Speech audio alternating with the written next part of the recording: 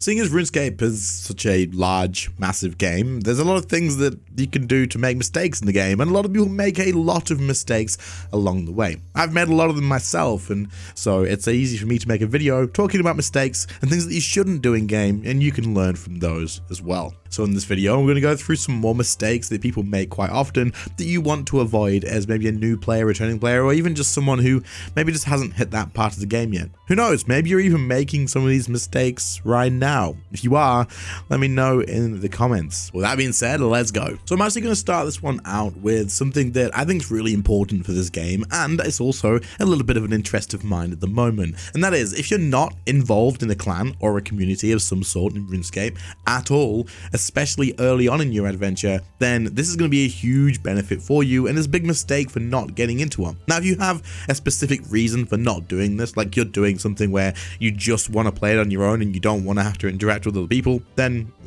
obviously this doesn't apply to you. But for the most part, you are going to benefit from being in a group, in a community, in a clan, basically, where you can get involved with other activities, talk to other people, enjoy the game all that way, get to know people, meet people as well, and actually share the enjoyment of an MMORPG, which is the game we're playing after all, and actually taking part in these sort of things, because they're going to open up different options for you in terms of asking questions and stuff whenever you want to. You have the wiki, but sometimes you just can't find it, or sometimes it's just easier to just ask somebody else. Also, making friends with people that you actually play with in the clan as well is going to just change the whole game for you. When you log in and you see, hey, that guy's on, let's go and do some bosses, and actually doing stuff in a group or in duos even, it just changes the whole feel of the game. I've done quite a few videos in the past of looking at doing solo PVM content or solo RuneScape content, comparing it to group content or just duos, and it completely changes how the whole game feels. Sometimes it's more efficient to solo stuff, don't get me wrong, but the enjoyment you can get from actually playing with other people is absolutely huge. Not to mention, of course, that part of the game is, of course, locked behind group content. Like Angel of Death is a group boss. Solak is soloable now, but you could do it in a group. For example, you've got raids and Virago, and these are the places that are meant to be group bosses. You can solo them. It's not really a realistic thing for most people, but these are all things that you can get into and take part in if you are in a group as well. But how does this benefit me? Why am I mentioning this first? Well, if you're interested, our clan, as of right now, actually does have some free space open, because I kicked a lot of the inactive people that I've been putting off for a long time, and there is, I believe, only 40 spaces, but there will be more opening up at some point soon as I go through this, and I am hoping to get a lot more active people in here again and sort of revive the clan a little bit back to its former active levels. So, join the community. Let's move on to the next one. The next common mistake that a lot of people make is spending way too long making gold before focusing on progressing their character.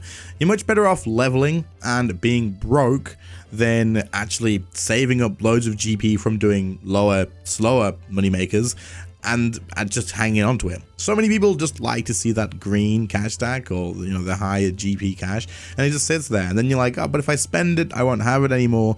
But in all honesty, it's like a million times better if you should just spend that GP, all the GP that you get early on, all of it, spend all of it on leveling up your character and progressing through the game, because then eventually it all comes back a hell of a lot easier. But this is super common and happens a hell of a lot. People will focus on doing regular money makers all the time just so they can get a huge cash stack, and then maybe they'll buy something silly, like they'll buy like a cosmetic item that they have been looking at for a while, or they'll buy some gear that they can't even use yet, or anything like this. Put it into your skills, put it into any skill at all that you want to, and you will see like a return on that at some point. Combat probably is the best way to go with it, to be fair, using it on combat and things that help combat, like herb lore and summoning and this sort of stuff. But honestly, spending on any of the skilling options is going to be better than just hanging onto it and spending it on cosmetics. Quick interruption to let you know that the merch that was sold out a couple of days ago because you guys are crazy with demand and I had to catch up is now back in stock. The potion lamps are now available again, and also quick update for those of you that did buy mousepad combos and regular mousepads as well. They will be shipped out to you guys very soon as they are pretty much ready to go now. So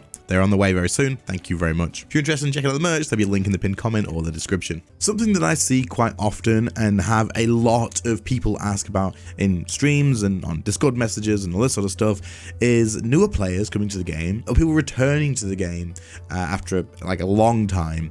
And what they do is they're unsure about which combat style they want to do. And so instead of just picking a combat style that they're like, hey, that's kind of cool, and progressing it through, they go ahead and they buy gear for all of the different ones at once. Now, you should absolutely 100% try out the different combat styles if you're unsure which one you want to commit to, but your goal should probably be to commit to one of the combat styles at some point. Now, on paper and efficiency wise at the moment, it makes sense to commit to necromancy because it's way cheaper to get the end game gear, which you can then use to make more money. But this is kind of the point of the same thing with all of them. If you focus on one combat style, one that you're happy with, it doesn't matter which one it is, just as long as you enjoy it and you want to commit to it, because that grind of getting that gear for the first combat style set is going to be the longest grind of all of them.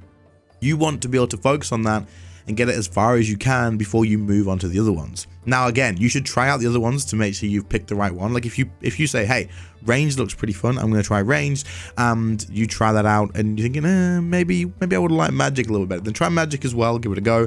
But then once you've found the place that you want to be, you should commit to that and only upgrade that pretty much for quite a while until you're in a position where that's pretty strong. This is because if you end up with, say, 4 combat styles at the moment, there's 4, right, where you have all level 80 gear, you could have focused that and put it into a level 90 setup for one of the other combat styles, just one of them all together, and then use that to get more money quicker. If you focus all of it into one combat style, you invest that money into one, and you get the better gear altogether, you're going to be more efficient killing bosses and getting yourself more money back, whether it's through Slayer or anything like that. It's just going to be more of an output than if you just spread it out across, because you can only use one at once anyway.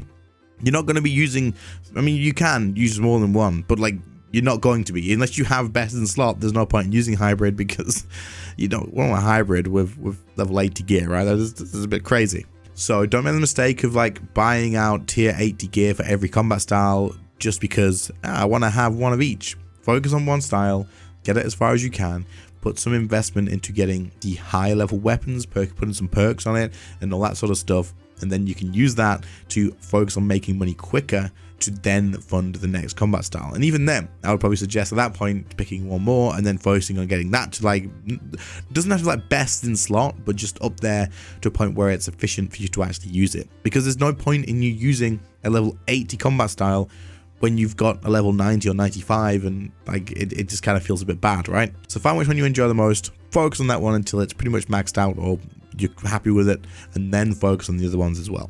Now, a lot of people who've just started may not know that this is even a thing, and that is going to be auras from loyalty points. Now, recently, I actually mentioned this in a video talking about things that you can unlock or whatever, and loyalty points came up, and auras came up, and the amount of people who commented on that video saying, holy crap, I didn't realize there was loyalty auras as well. I thought it was just the ones at War's Retreat. I didn't realize that I could go into the loyalty store and get skilling auras and some other combat auras as well for loyalty points. This is so good. I didn't have a clue. I've just kind of spent my loyalty points on cosmetics. You should definitely, if you're looking to be progressing through levels quicker or just more efficiently, looking to go for max maybe, consider using your loyalty points for auras. These are definitely worth it. If you don't invest into auras, you can be wasting a lot of time, and it's a bit of a mistake. I would say this is a mistake, not using auras to make this more efficient. There's different auras for all of the skills. So like if you want to increase how often you catch fish when you're fishing, increase how quickly you chop logs when you're cutting logs and that sort of stuff, these auras all exist. There's also some of the combat auras as well, which may be useful for you, but invest into auras. Do it. Don't make the mistake of not doing this, because they pay off big time. Now, a lot of them, of course, if you're someone who isn't going for like anything further than 99, you may think that it's kind of just sat there being a bit of a waste of time once you reach level 99. Like, these are dead auras now. But the amount of times that you may decide you're going to go for a 120, or you end up thinking, hey, let's just go for 200 million all skills. A lot of people do this. You may do it. You may not right now think that you're going to do it, but even I'm considering going for 120 all at this point. So it's definitely going to come in handy to have those if that actually happens. So do check them out. They're very, very useful, and take advantage of them. And then there's this one, the one that I did a lot, and then realized that actually this was a huge mistake, and I kind of changed it. And it's revolving around quests. Now, a lot of you guys are going to be like, Init, you still don't do quests, and I don't do many quests. But if they are things that are in the way of where I want to be, to make like bossing efficient, for example, I will do the quest straight away, pretty much. Like if it's efficient for the boss, I will do it. Yeah, I'll just get out of the way. It is what it is. But the mistake that a lot of people make, and something you shouldn't do, is putting it off just because it's going to be a long grind. Getting curses is like 6 or maybe more quests. A lot of quests. There's a lot of quests to get the curses. I don't want to do this. And then the amount of times I'll have someone who will say, hey, Init, I was just wondering if you can give me some advice. I'm trying to kill Vindicta. I'm really struggling. I don't think I should be struggling with the gear I've got, but I'm really struggling, and I don't really know what to do. Can you get any tips? Then I check out their account, they send me screenshots or whatever, and they have regular prayers, no ancient curses, and they don't have like overloads or elder overloads or whatever from prayer. There's many things. They don't have many things that are locked behind quests, right? And the point is, if they focus the time that they've been trying to grind out this boss without those like unlocks, they could have used that time to complete those quests, and then they could kill this boss easy. Don't struggle and grind against a boss that is just like going to be super difficult without these unlocks, just because the unlocks are going to be a long grind. Because by the time you unlock them, one, you'll have them forever, and it's only probably a couple of hours max for most stuff, and then two, it'll make that encounter a hell of a lot easier forever, and it is a big part of it. So getting those quests done, like ancient curses, like the city at Centist, and if you're using magic, like anything else, whatever, if you passive ring of vigor, all these things add up into make a big difference. They are things that you should do. Anything in the Elder God Wars, for example, you can just take those bosses on from the beginning. Like, you don't have to do any quests to kill any of the Elder God Wars dungeon bosses, right? You can kill any of them. However, getting the upgraded Pontifex Shadow Ring and upgrading all the way to the enriched version, I believe is the highest, whatever the highest is going to make your life way better when you're killing those. So don't put that off, because it's going to change mechanics to make it easier. Like Carapac's not going to be able to stun you. There's so many different benefits in these fights from having that, as well as getting the extra luck and the drop chances. You just do them. It's worth it than struggling and making your life worse in the time. Eventually you're going to decide, frick it, I need to do it anyway. So just do it from the get-go. It's the best way to do it. This is a mistake I made. I put off ancient curses for I don't even know how long, bro. Like, I just tried to do all the PVM without it. I was like, nah, I don't need to do that. It's a lot of quests.